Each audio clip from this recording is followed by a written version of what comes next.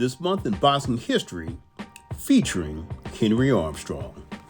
Hello, fight fans. This is Coach Nathan of NS Champ 7 Power Boxing Series at NSChamp7.com with a look back at a man who is still today ranked as the 12th greatest pound-for-pound fighter of all time. And that's by the well-respected BoxRec. ESPN ranked him number 3 on their list of the 50 greatest fighters of all time. He was Ring Magazine Fighter of the Year in 1937 and the Boxing Writers Fighter of the Year in 1940. He was born Henry Melody Jackson Jr.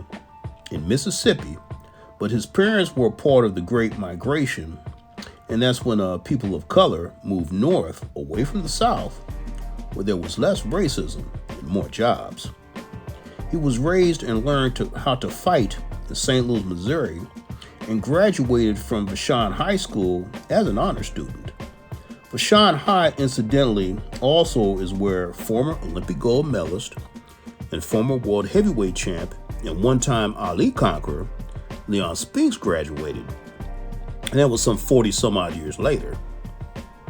Henry Armstrong is the only man to hold world titles simultaneously in 3 different weight divisions: featherweight, lightweight, and welterweight. It's been documented that Armstrong began boxing after watching the great Cuban featherweight and junior lightweight champ Kid Chocolate collect a $70,000 paycheck in one of his title defenses. Now, the October connection is significant to his life and career because it was in this month Hammer and Hank successfully defended his welterweight title 5 times. Think about that, folks, 5 times in 1 month, and compare that to today's champions.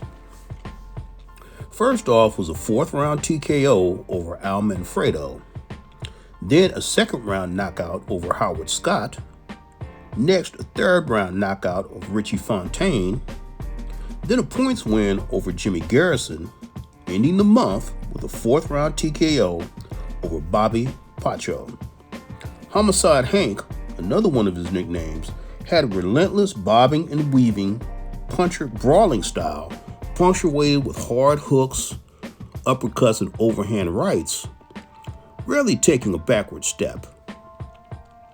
He also gave angles on the attack when he fought on the inside, and he was probably the greatest inside fighter of all time as well.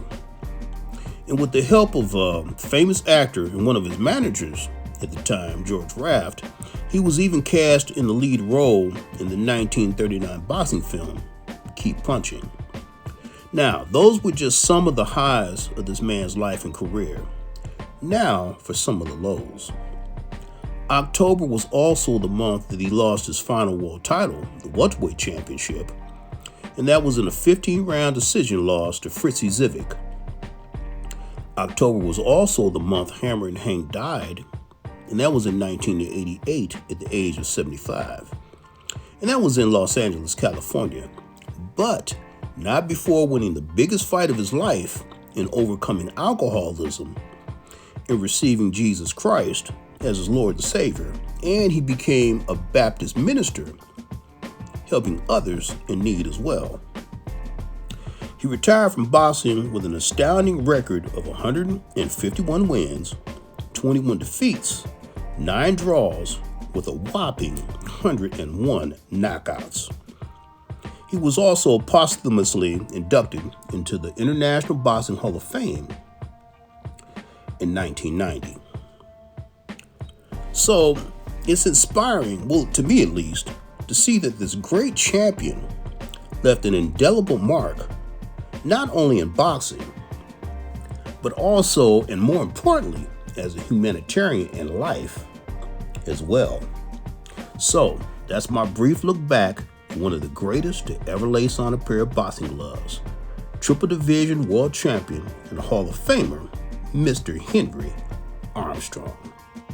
But don't forget, for elite boxing instruction, elite boxing analysis, and elite boxing philosophy, click that like and notification button, share and subscribe to NS Champ 7 Part Boxing Series at NSChamp7.com, and I'll definitely be seeing you the next main event.